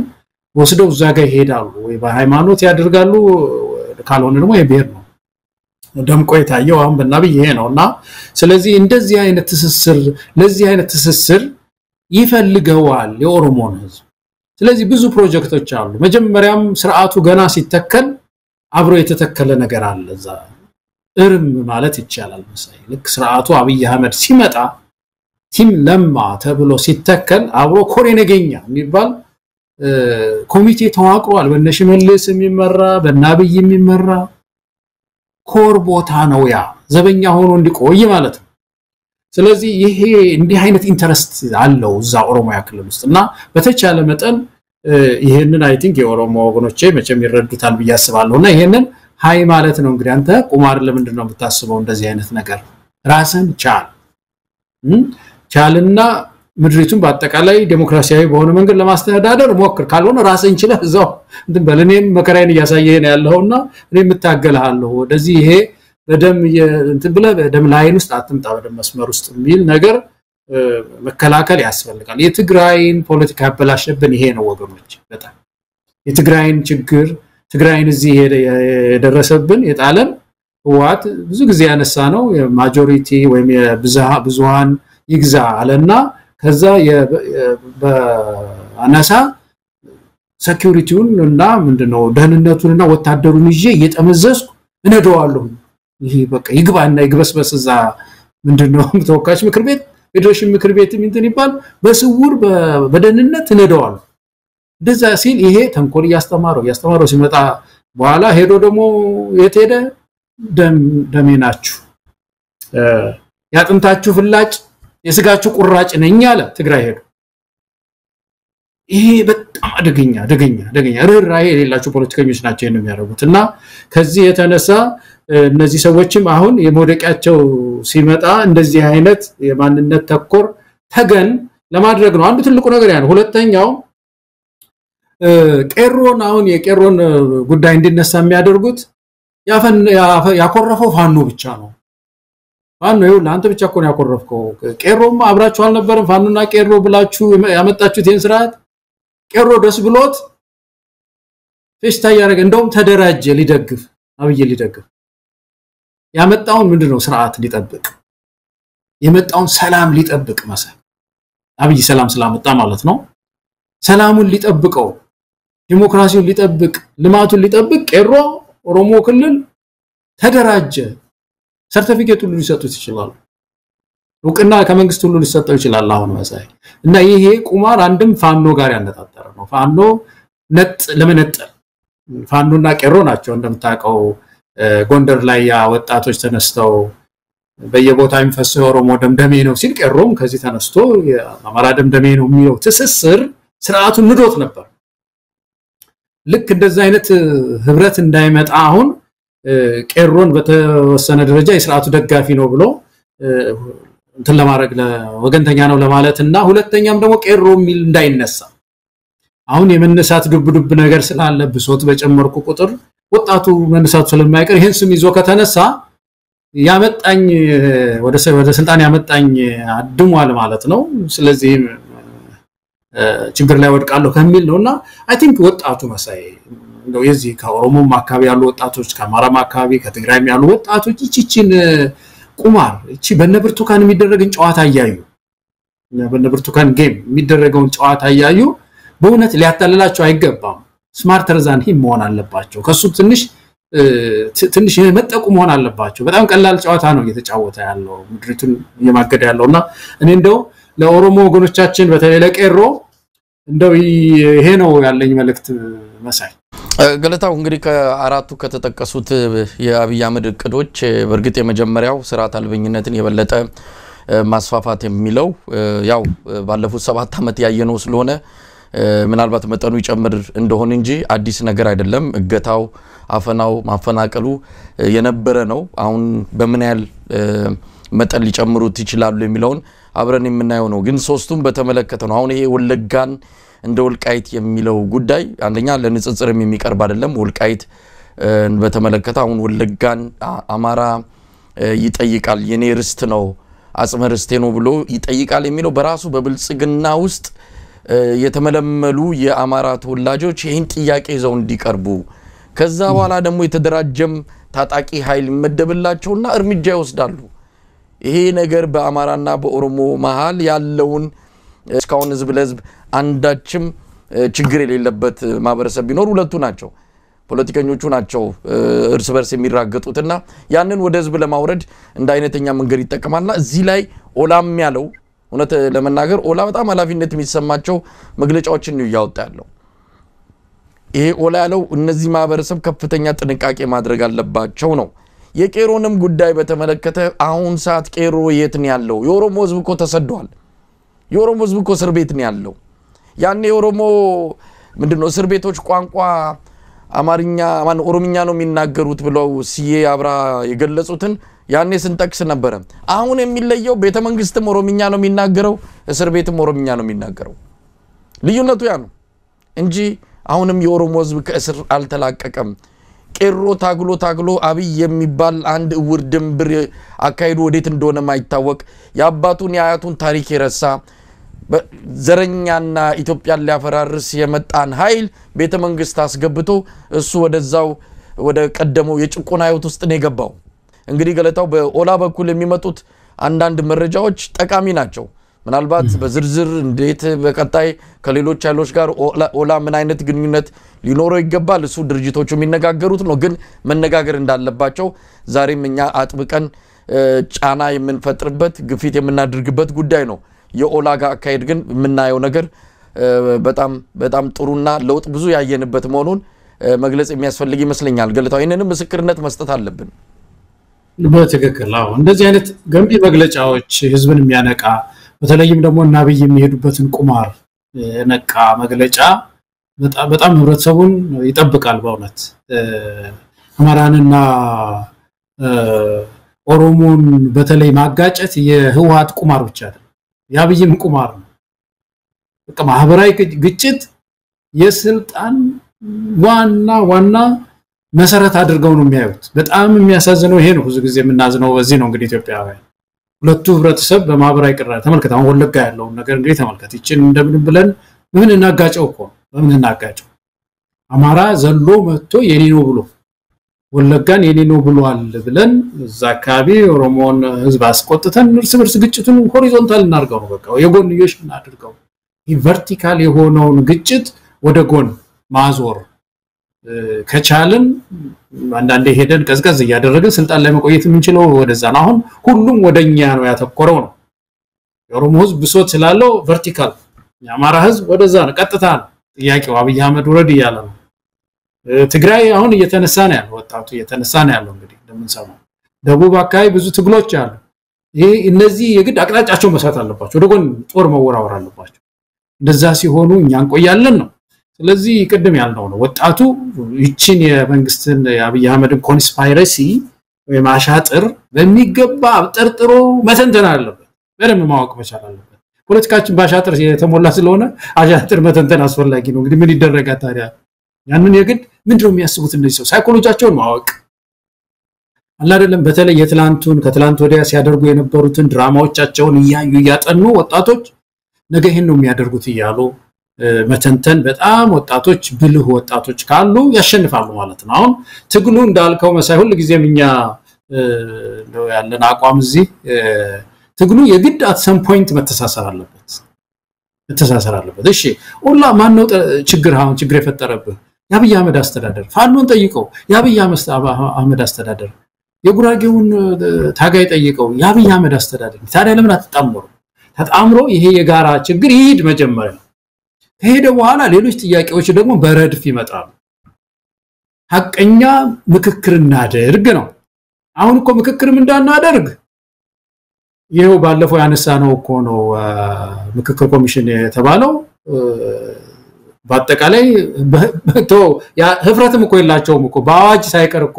አማካሪ ኮሚሽን እኮ ነው ያደረጉት እንደው አዋጁን እንኳን አሻሽለው በኋላ አድሏል አይደለም እኮ የፈጸሙ በአዋጅ እንደዛ ነው ያደረጉት ሲተመልከታው ፋኖ